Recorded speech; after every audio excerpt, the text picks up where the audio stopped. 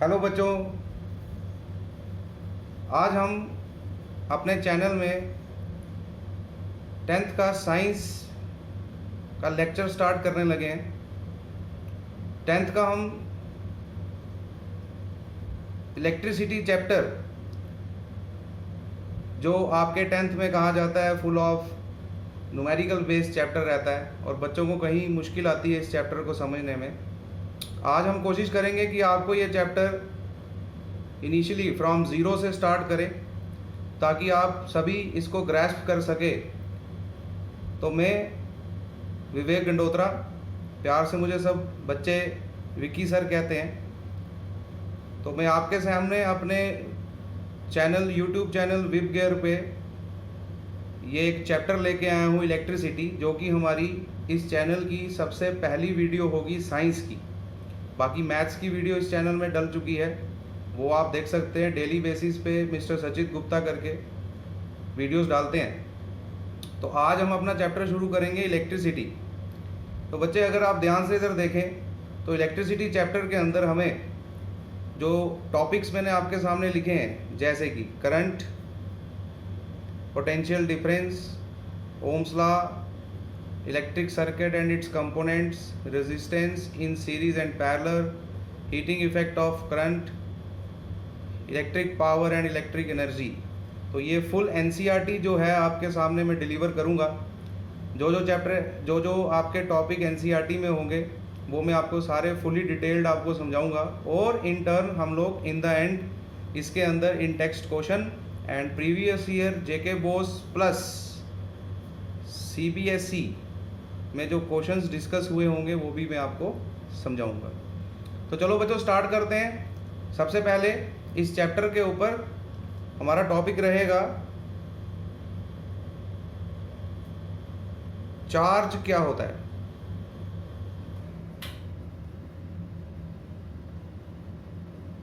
What is charge?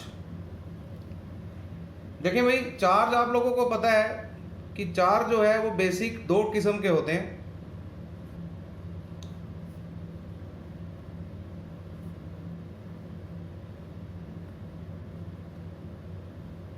या तो charge आपका पॉजिटिव नेचर का होता है,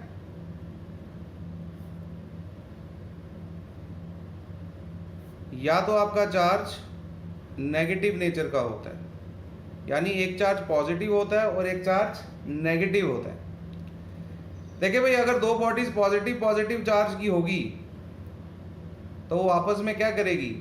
रिपेल करेगी। यानी ये दोनों बॉडीज एक दूसरे से क्या करेगी? दूर भागेगी। अगर नेगेटिव नेगेटिव चार्ज की होगी तो ये दोनों बॉडीज भी आपस में क्या करेगी?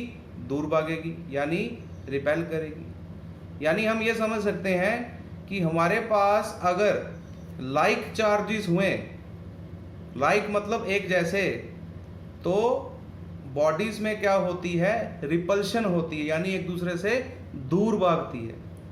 ऑन द अदर हैंड, अगर अनलाइक चार्जेस हुए, and you all know that unlike charges, unlike attract, आपस में क्या करती है? अट्रैक्ट करती है। यानी अगर एक body comprising of positive charge और दूसरी नेगेटिव चार्ज की होगी तो इन दोनों में हमेशा अट्रैक्टिव फोर्स होगी, है ना। तो ये थोड़ी सी चार्ज के बारे में हमने कुछ इसकी जानकारी दी कि चार्ज आप बेसिकली समझ कैसे सकते हैं। लेकिन चार्ज को डिफाइन करने के लिए हम ऐसा बोल सकते हैं, कोई भी मैटर हमारे पास हो, matter you all know that कि मैटर क्या होता है? Anything which has mass and occupy space. इस यूनिवर्स में हर वो चीज़, चाहे लिविंग हो चाहे नॉन लिविंग, हर एक चीज़ क्या है? मैटर है। तो आप लोगों को पता है कि मैटर के अंदर कंप्राइजिंग ऑफ, जो मैटर होता है वो छोटे छोटे पार्टिकल से बने होते हैं।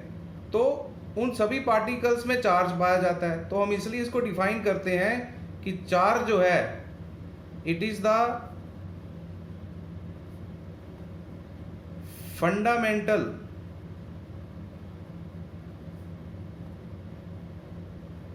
फंडामेंटल प्रॉपर्टी ऑफ मैटर, है ना।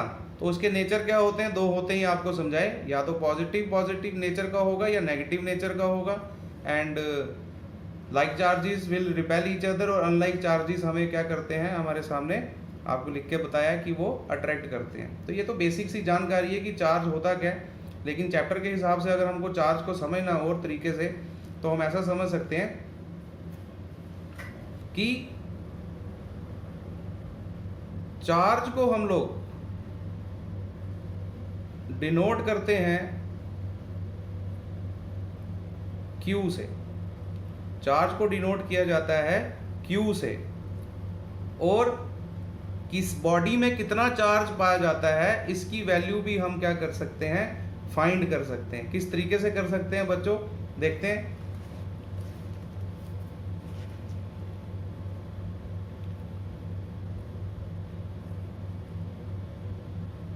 देखें, अगर हमें किसी बॉडी पे चार्ज निकालना है तो उसको हम ऐसा समझ सकते हैं, quantization of charge.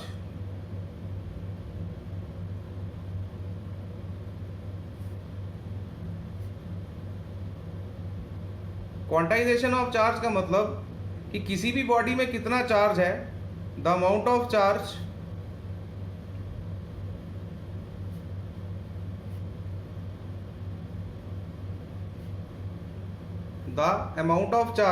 present in a body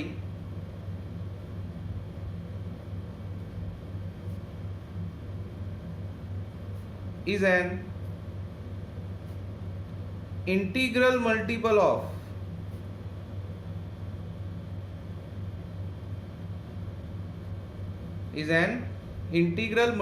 of charge of electron।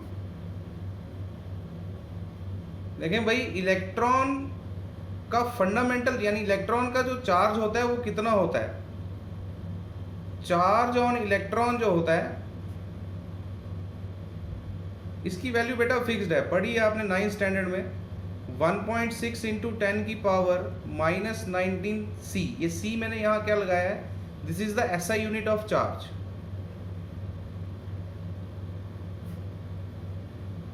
SI unit of charge क्या होता है, कूलम। ठीक है जी, चार्ज का SI यूनिट क्या होता है बेटा, कूलम होता है। कूलम साइंटिस्ट हैं जिन्होंने चार्जेस जो फोर्सेस एक्सर्ट करते हैं, पॉजिटिव नेगेटिव के बीच में अट्रैक्शन हो रही है या पॉजिटिव पॉजिटिव में रिपल्शन हो रही है, तो वो कितनी फोर्स से हो रही है वो कूलम ने हमें समझाया है। हायर स्टैंडर्ड में आप इसके बारे में और समझेंगे। तो चार्ज के बारे में हम बोल सकते हैं कि इसका SI यूनिट जो है वो क्या होता है, कूलम। और एक इलेक्ट्रॉन पे कितना चार्ज होता है, वो होता है 1.6 इंटू 10 की पावर -19 कूलम। तो इस क्वांटाइजेशन ऑफ चार्ज से हम ये समझ रहे हैं कि किसी भी बॉडी पे हम कितना चार्ज प्रेजेंट होता है वो निकाल सकते हैं। किसके बराबर होता है, formula Q is equal to N into E। अब बेटा ये है क्या क्या, यहाँ पर Q का मतलब यहां पर है चार्ज ऑन बॉडी, N का मतलब होता है यहां नंबर ऑफ इलेक्ट्रॉन्स, यानी हर बॉडी में इलेक्ट्रॉन पाए जाएंगे तो नंबर ऑफ इलेक्ट्रॉन, और वो इंटीजर फॉर्म में होंगे, या 1 होगा या 2 होंगे या 3 या 4 एंड सो ऑन। कभी भी किसी बॉडी में आधा, 1.5, पौना ऐसे इलेक्ट्रॉन नहीं पाए जाते। तभी मैंने यहाँ एक लाइन लिखी है, is an integral multiple of, तो इंटीजर फॉर्म में होंगे। एंड E यहाँ पर है जो मैंने अभी आपको ऊपर लिख के दिया, चार्ज ऑन इलेक्ट्रॉन, एक इलेक्ट्रॉन पे कितना चार्ज होता है। तो इस फॉर्मूले से हम निकाल सकते हैं। अगर समझा जाए तो मानो अगर किसी बॉडी पे N की वैल्यू 1, इट मीन्स अगर एक इलेक्ट्रॉन है तो मुझे अगर उस बॉडी पे चार्ज निकालना है तो Q is equal to NE, ऐसे लिखेंगे। N मीन्स 1 और इलेक्ट्रॉन पे कितना चार्ज, 1.6 इंटू 10 की पावर -19। तो इसको मल्टीप्लाई करेंगे बेटा, बन जाएगा 1.6 इंटू 10 की power -19 coulomb. Coulomb is the SI unit of charge. यानी अगर किसी बॉडी में एक इलेक्ट्रॉन है तो उसमें कितना चार्ज होता है, इतना होता है। अगर किसी बॉडी में 2 इलेक्ट्रॉन होंगे तो same, Q is equal to NE,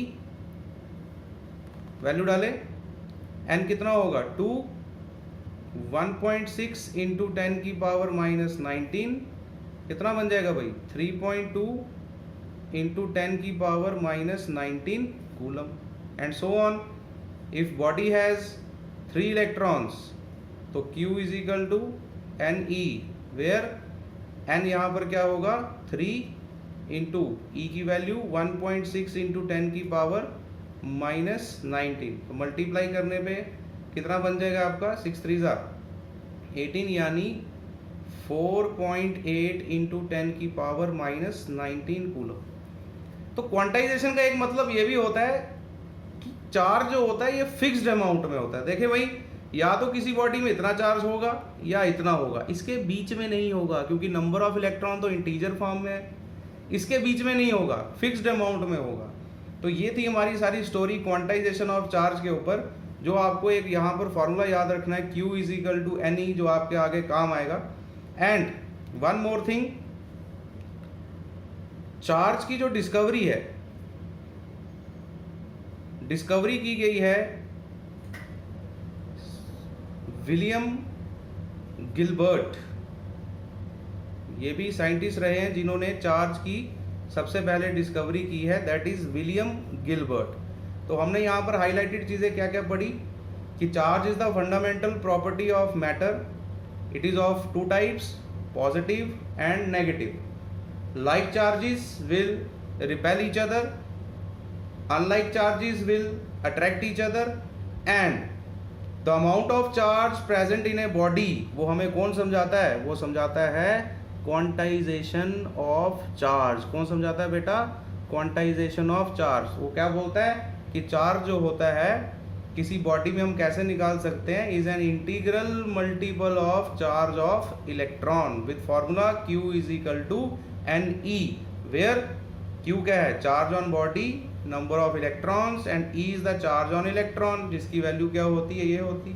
तो हमने यहाँ पर कैलकुलेट करना सिखाया कि अगर किसी बॉडी में 1 इलेक्ट्रॉन होगा तो हम इसी तरीके से चार्ज निकाल सकते हैं 2 के लिए भी और 3 के लिए भी। ठीक है बच्चे, अब इसके आगे थोड़ा चलेंगे हम।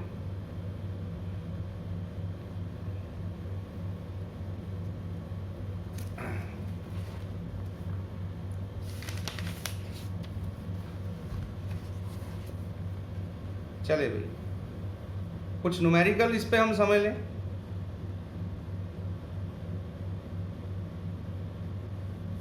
इसी फॉर्मूले पे हम कुछ न्यूमेरिकल समझ रहे हैं। Calculate the amount of charge, calculate the amount of charge in a body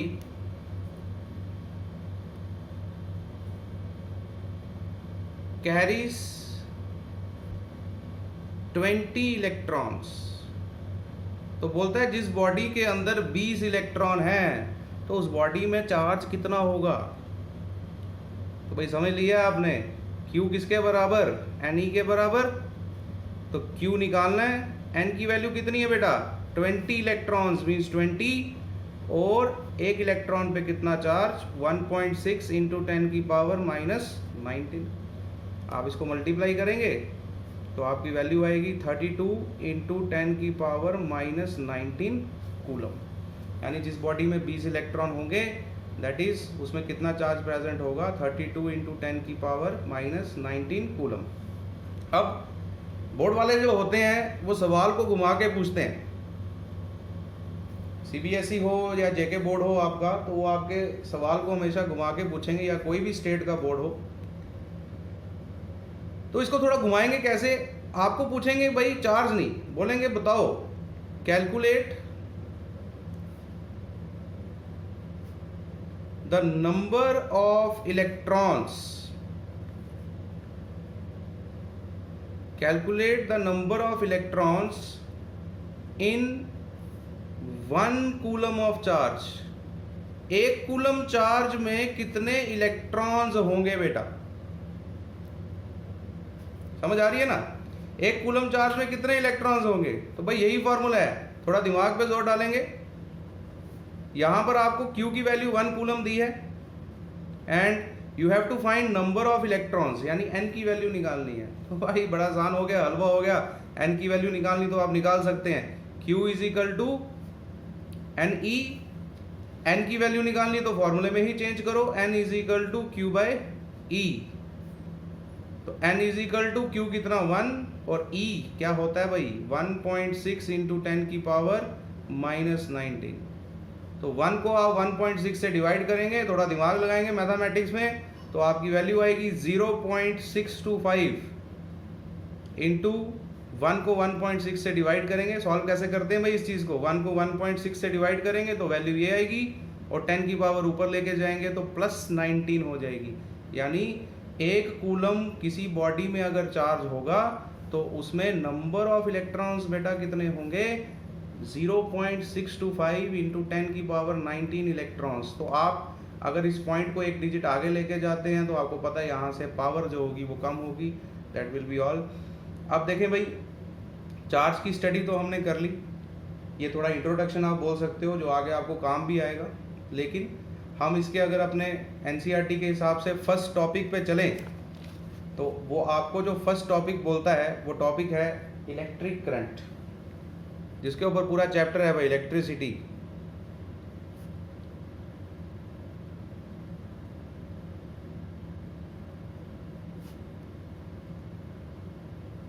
भाई ये इलेक्ट्रिक करंट क्या है, ये कौन सी ऐसी चीज है जो एनसीईआरटी ने हमें दे दी जी। इलेक्ट्रिक करंट आम भाषा में अगर हम समझे तो आप सबको पता होता है, घरों में करंट है जी, फ्लो हो रही है, यहाँ ये करंट बच जाएगी, इसको हाथ नहीं लगाओ प्लग को करंट होगी, है ना, मैकेनिकल शॉक लगेगा, ये है वो है, तो दैट इज करंट। हम इसको ऐसे डिफाइन नहीं करेंगे। देखिए भाई, आप लोगों को पता है कि करंट जिन डिवाइसेस के अंदर पास हो जाती है उनको हम कंडक्टर बोलते हैं। What is conductor? Conductors are those materials which allows the electric current to pass through them, यानी वो अपने में इलेक्ट्रिक करंट को क्या करते हैं, पास होने देते हैं। एग्जाम्पल के तौर पे आपके घरों में वायर्स लगी है, अगर आप वायर का ऊपर इंसुलेशन हटा के देखें तो आपको कॉपर दिखेगा। Copper is a metal, all metals are conductor. जितने भी मेटल होते हैं वो सभी के सभी कंडक्टर है, that is copper, iron, aluminium. बाहर देखें एल्युमिनियम की वायर्स लगी होती है घरों के बाहर, ऊपर जो पोल्स में लगी रहती है। तो these are conductors, and conductors ही ऐसे मटेरियल है जो इलेक्ट्रिक करंट को अपने से पास होने देते हैं। तो भाई कंडक्टर में ऐसी क्या खासियत होती है जो इलेक्ट्रिक करंट को पास होने देता है? देखिए भाई, मैं यहाँ थोड़ा सा समझा दूँ आपको जर्नल, कि अगर मानो आपके पास एक वायर है, ये मैंने एक वायर ले ली, इस वायर के अंदर इलेक्ट्रॉन्स होंगे, चार्जेस होंगे, पॉजिटिव भी होंगे नेगेटिव भी होंगे। तो जो नेगेटिव वाले होते हैं इनको इलेक्ट्रॉन्स बोलते हैं। अगर इसको कहीं बाहर से कुछ एक्सटर्नल प्रेशर मिले तो ये इलेक्ट्रॉन्स इस कंडक्टर में मूव होना शुरू हो जाते हैं। जैसे ही इलेक्ट्रॉन्स इस कंडक्टर में मूव होते हैं तो इसमें करंट फ्लो होती है। तो करंट किसकी वजह से बनी? इलेक्ट्रॉन्स। इलेक्ट्रॉन्स क्या है? चार्ज। यानी जब किसी कंडक्टर में किसी समय, कितने समय में कितना चार्ज फ्लो हो रहा हो, वो हमें क्या बताता है? करंट। तो इसको कैसे डिफाइन करते हैं किताबें, आपकी रिफ्रेशर, आपकी एनसीईआरटी इसको कैसे डिफाइन करती है? Rate of flow of charge, rate of flow of charge is known as current. भाई फिजिक्स के अंदर ये रेट शब्द जब लग जाए तो रेट का मतलब कोई प्राइस नहीं होता बेटा। फिजिक्स के अंदर रेट शब्द का मतलब होता है जब आप किसी वैल्यू को, जैसे ये चार्ज है, इसको टाइम के साथ क्या करोगे? डिवाइड करोगे। तो रेट ऑफ फ्लो को हम, चार्ज को हम बोलते हैं करंट, और करंट को बेटा आई लेटर से डिनोट करते हैं, यानी हम किस में कितनी करंट फ्लो हो रही है निकाल सकते हैं। तो करंट को आई लेटर से डिनोट किया जाता है। एंड मैथमेटिकली अगर समझे इसका फॉर्मूला इसी हिसाब से, तो मैथमेटिकली इलेक्ट्रिक करंट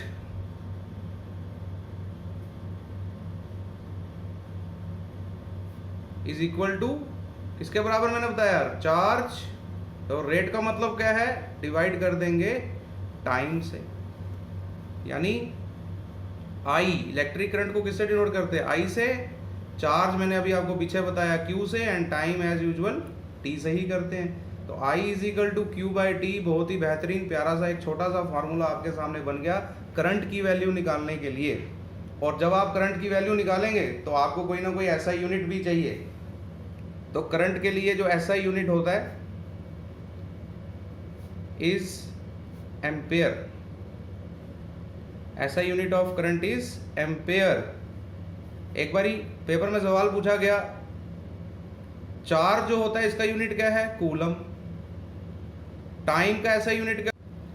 अच्छा, तो मैं बता रहा था कि चार्ज का यूनिट क्या होता है? कूलम।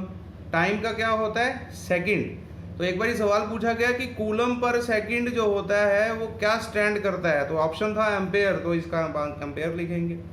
नेक्स्ट, ऐसी डिवाइस जिससे हम करंट की वैल्यू को मेजर कर सकते हैं, device use to measure current, उस डिवाइस को हम बोलते हैं इज कॉल्ड एमीटर। एमीटर एक ऐसी डिवाइस है जिससे हम करंट की वैल्यू को मेजर कर सकते हैं। और इसके बारे में थोड़ा सा और समझाएं। कुछ छोटे यूनिट होते हैं जिसमें हम करंट को मेजर कर सकते हैं।